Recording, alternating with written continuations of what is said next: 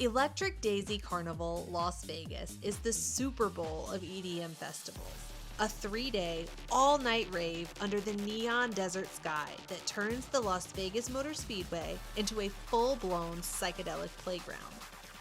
It's not just a music festival. It's an endurance test, a sensory overload, and a pilgrimage for ravers from all over the world. 500,000 people show up to dance till sunrise, soak in world-class production, and feel like they're part of something bigger than themselves. For many, it's a dream. For some, a total nightmare. For us, a chaotic cocktail of both. And we almost didn't even make it. This is EDC Las Vegas. You guys know we do long drives in the van all the time, so 11 hours from Denver to Las Vegas should be nothing. What starts as just another windy day turns into a wallet-draining disaster that almost keeps us from making it to EDC at all.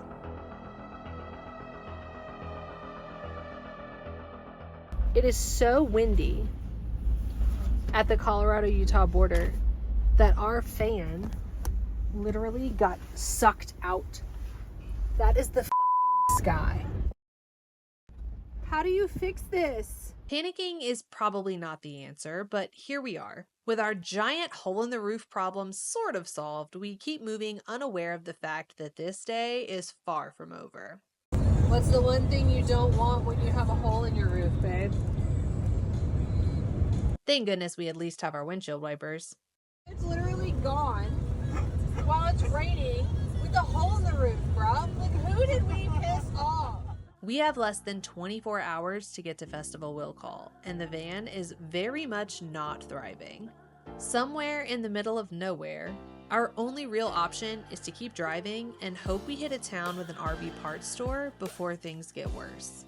The next morning, we roll straight into Camping World like two people who definitely know what they're doing. The windshield wipers are a quick win. Exactly the kind of false confidence we need before facing the real beast, the fan. It looks simple enough to replace, which weirdly makes it way more terrifying, but somehow we get it in, seal it up, and hit the road again. There was no way we weren't going to make it to EDC. Next stop, Will Call, assuming nothing else falls off. Real talk, your membership doesn't just support the content. It literally helps keep gas in the tank and a fan on the roof. Members get exclusive behind-the-scenes videos, member-only live streams, automatic entry into ticket and merch giveaways, and so much more. We're building the biggest, most real festival fam on YouTube, and if you want in, we saved you a spot.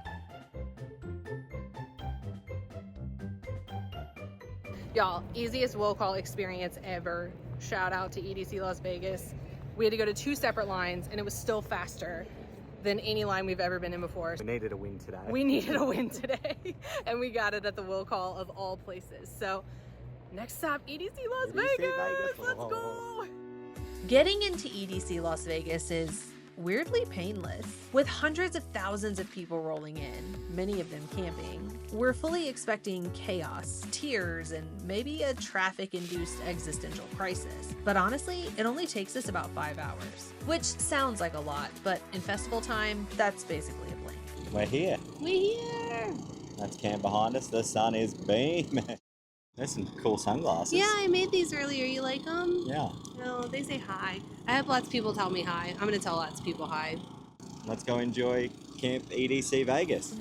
One of the many perks of choosing camping over a hotel at EDC is the Mesa, the central hub of Camp EDC. This is where you find food, games, activities, and an overwhelming amount of communal energy. Think summer camp, but on steroids. And as fun as all the camptivities are, the real magic is the instant community. None of us in this tent knew each other 4 hours ago, and now we're playing musical chairs like we've been friends for years. All right, we're going again. At Camp EDC, you can be whatever you want when you grow up. Here you're an artist, an architect, or a musician. We're feeling the magic already, but we didn't come here just for camp. We came for this. Headliners, hit that subscribe button and let's get into the magic and the chaos that is EDC Las Vegas 2025. Pro tip, fill your water up outside the gate before you go in. Look at the only place you can get water. Look how long the line is. That's crazy. We're gonna be in this line for an hour. On day one, this is the only water station until the main gates open at 7 p.m. So learn from our mistake and hit it on the way in. If you don't, you'll end up hiking right back up these stairs, and trust me, you will get enough of them this weekend. It's actually kind of nice that the main gates don't open until 7. It keeps everyone in one place, recreating that warm, fuzzy feeling we find in camp. On the first day, that vibe of connection is clutch for meeting new people, like these two random South Park crews who were able to connect with each other. That's the bad. We barely make it down the raceway stairs before I get hit with that first wave of EDC magic. I get gifted my very first perler necklace. The vibe is high, everyone's glowing, and that EDC magic you keep hearing about is feeling so real. Then, right at the peak of the hype, the gates open. But between you and a good time is a wall of bodies that isn't moving. That's when it hits you. There might actually be too many people here. You're boxed in on all sides. Hardly anyone is moving, and suddenly, the magic starts to feel suffocating. Eventually, the crowd loosens and the night picks back up, but that moment sticks with you. You just hope it was a fluke, not a preview of what's to come. What's the main reason people go to Las Vegas? To win big, duh. Which is exactly what we're here for. But instead of risking actual dollars, we're wagering plastic beads at the one and only Kandi Casino. We're here to consume your candy, you know, house always wins. Everybody's having a good time. What color? What color are you looking for? Give me purple. I can't hear you. I hear purple. I hear purple. Let's go. House always wins. I work here. Right over here. Let's go. Let's go. Woo! That's a fun. There's a thing. There's a thing. She's earning it. Okay, alright, okay. Shots right away. 20's a good. 11. Took a good card, too.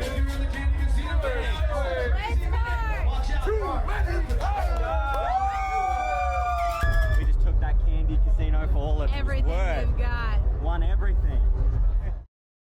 But seriously, this place is ridiculously fun, and if you don't already know about Laser Pants, this is us officially putting you on.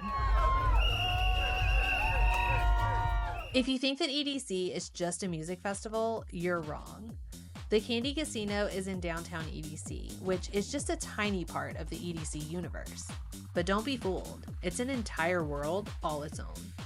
And while downtown feels like its own trippy little pocket universe, it's just one corner of the chaos.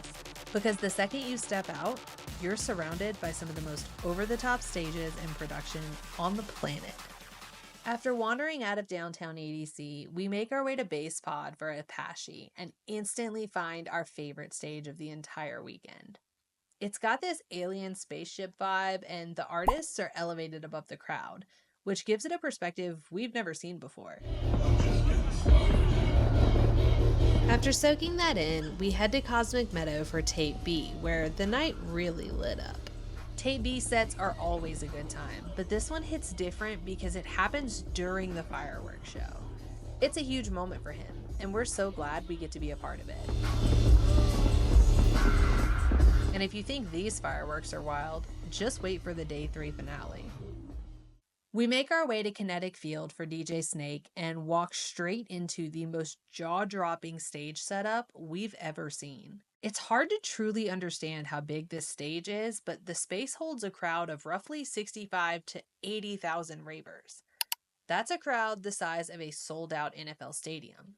Not only is it huge, but the detail is absolutely incredible. There are tons of lasers, fire cannons, projection mapping, and the owl's head and eyes even move. But as breathtaking as Kinetic Field is, packing tens of thousands of people into one space comes with a price. And tomorrow, we were going to pay that price. Blissfully unaware and fueled by the magic under the electric sky, We realize the sun is coming up, and we've been out literally all night. The entire fest runs from sundown to sunrise, and that reversal of rhythm is what gives EDC its identity. We've barely gotten any sleep on day 2 when the messages from Camp EDC start rolling in. There's wind, again. We've already had more than enough wind on this trip, but now it's back, and with a vengeance. We secure our camp and head back in. Day 2, baby. A little tired, but I'm excited for tonight's sets. I'm oddly energized. For a festival this size, security is shockingly smooth. No mayhem, no mile-long lines, just chill, respectful vibes from staff who actually seem to care about the event and the people at it.